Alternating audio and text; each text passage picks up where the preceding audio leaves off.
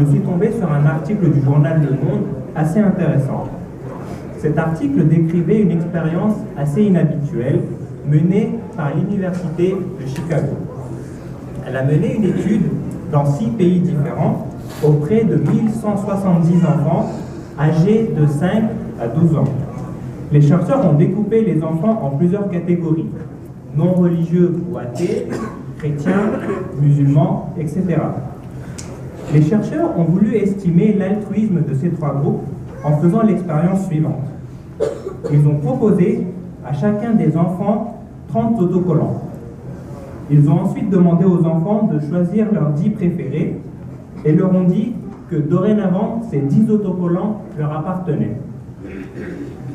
Puis, ils ont dit à ces mêmes enfants que beaucoup de leurs camarades n'ont pas eu le privilège d'avoir des autocollants. Et ils leur ont donc proposé de les partager. 2 enveloppes étaient à leur disposition. Une où les enfants placeraient les autocollants qu'ils souhaitaient garder, l'autre pour ceux qu'ils offriraient à leurs petits camarades. C'est ainsi qu'a été calculé, en fonction du nombre d'autocollants qu'ils donnaient, la propension à l'altruisme de chacun. Et voici des résultats qui peuvent surprendre. Le groupe des enfants athées a été celui qui a offert le plus d'autocollants, c'est-à-dire celui qui en a partagé le plus. Autrement dit, les enfants athées ont fait preuve d'un plus grand altruisme comparé aux musulmans et aux chrétiens. Ce n'est malheureusement pas la seule étude qui va dans ce sens. D'autres études et observations ont montré que les personnes vivant dans un environnement religieux n'avaient pas forcément une meilleure prédisposition à faire preuve d'altruisme. Ceci peut paraître étonnant quand on sait que les religions monothéistes insistent sur les valeurs de générosité, d'altruisme et de don de soi. Dans l'islam, l'altruisme occupe une place importante, centrale. En effet, Dieu ne dit-il pas dans le Coran, dans la sourate 3, verset 92, « Vous n'atteindrez la vraie piété que si vous faites largesse de ce que vous chérissez. Tout ce dont vous faites largesse, Allah le sait certainement bien. » Nous savons également que les personnes altruistes ont un haut statut auprès de Dieu, puisque le messager de Dieu dit « Les êtres créés sont tous les sujets de Dieu. Celui que Dieu aime le plus est celui qui est le plus utile pour ses sujets. » Nous savons également que de nombreuses récompenses attendent des personnes généreuses. Le prophète sallallahu alayhi wa sallam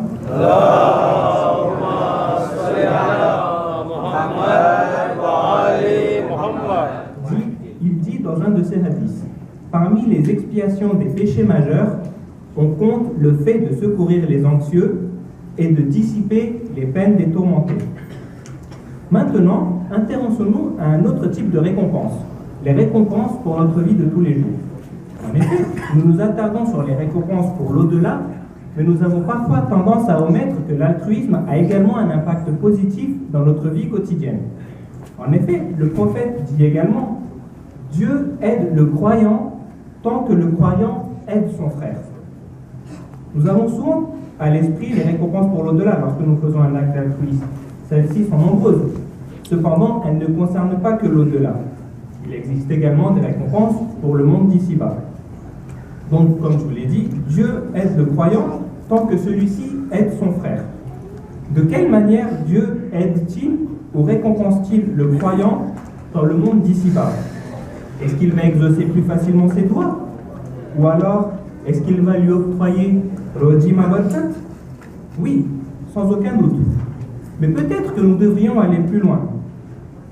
Laissez-moi vous parler d'une autre expérience menée par des scientifiques. Cette expérience a été menée à Zurich, en Suisse, sur une 50aine de personnes. Ces 50 personnes ont été réparties en 2 groupes. Chaque semaine, les participants recevaient 25 francs suisses, ce qui correspond à un peu plus de 20 €. Le premier groupe devait s'engager à dépenser cet argent pour les autres. Le deuxième groupe s'engageait, lui, à utiliser l'argent pour lui-même.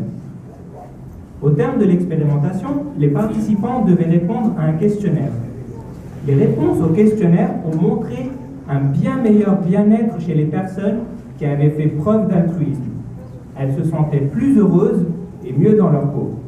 Et afin de confirmer les résultats de ces questionnaires, les chercheurs ont examiné l'activité du cerveau des participants. Et ils ont constaté, pour le premier groupe de personnes, une activité différente. La zone du cerveau liée au bien-être et au bonheur était davantage stimulée par rapport aux personnes qui ont utilisé l'argent pour eux-mêmes. D'autres études, menées par d'autres scientifiques, ont également mené à la même conclusion. Faire preuve d'altruisme permet d'augmenter son propre bien-être et d'être plus heureux. Nous pouvons également trouver une preuve de cela dans le Saint-Coran, puisque Dieu dit dans la sourate 73, verset 20, « Le bien que vous aurez fait pour le salut de votre âme, vous le retrouverez auprès de Dieu sous forme de bonheur et d'une plus grande grâce qui vous vaudra une magnifique récompense. » Salva. Allahumma salli ala Muhammad wa ali Muhammad. Jusqu'à maintenant, nous nous sommes focalisés sur les dons financiers et matériels. Mais l'altruisme signifie également donner de son temps pour les autres, à savoir par exemple visiter des personnes malades ou encore investir de son temps dans des associations. Et il se trouve que donner de son temps permet de combattre le stress temporel. Qu'est-ce que le stress temporel? C'est un type de stress qui nous donne l'impression de devoir à chaque fois courir derrière la montre et l'impression perpétuelle de manquer de temps. Autrement dit,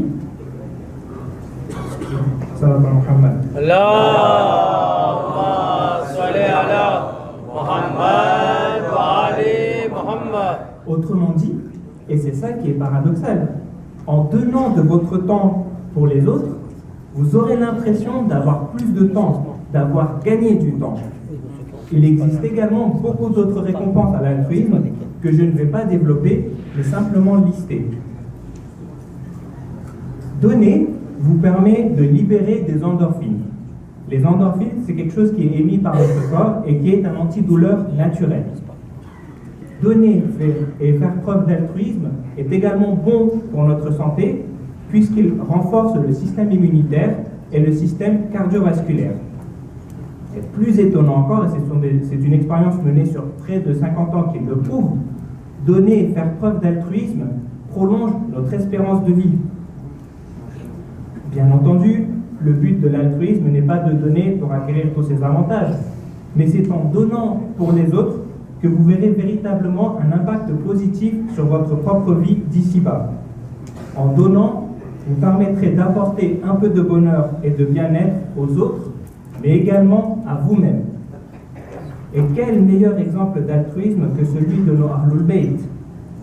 Prenons l'exemple d'Imam Ali alayhi salam. Allahumma salli ala Muhammad wa ali Muhammad. Il se nourrissait exclusivement de pain et subvenait continuellement aux besoins des plus démunis. Et quel meilleur exemple d'altruisme que celui d'Imam Hussein alayhi salam qui a tout donné afin de sauver l'humanité lors de l'événement de Karbala. Puisse l'altruisme des Ahlul Bayt être un modèle pour nous tous. Amin. Allahumma salli ala Muhammad wa ali Muhammad. Alors je souhaiterais faire deux petites annonces très brèves.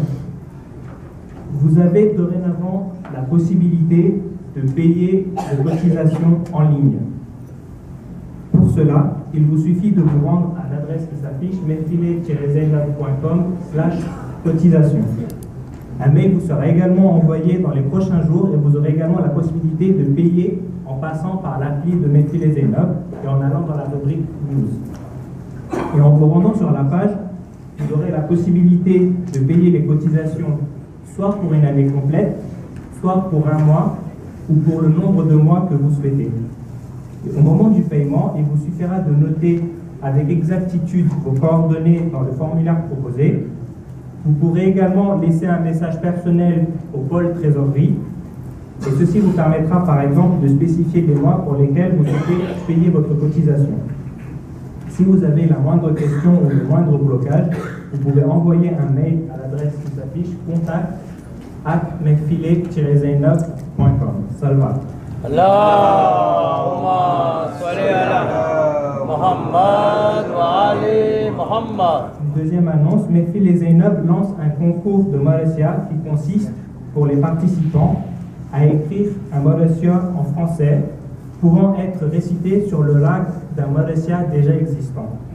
Les participants doivent envoyer le texte du Marassio ainsi qu'un audio au contact qui s'affiche sur les écrans, à savoir Sœur Amrina Dharamsilada et Sœur Masouma Rajabali. Le concours est ouvert à tous les âges, mais il est divisé en deux catégories, un pour les moins de 18 ans et un pour les plus de 18 ans.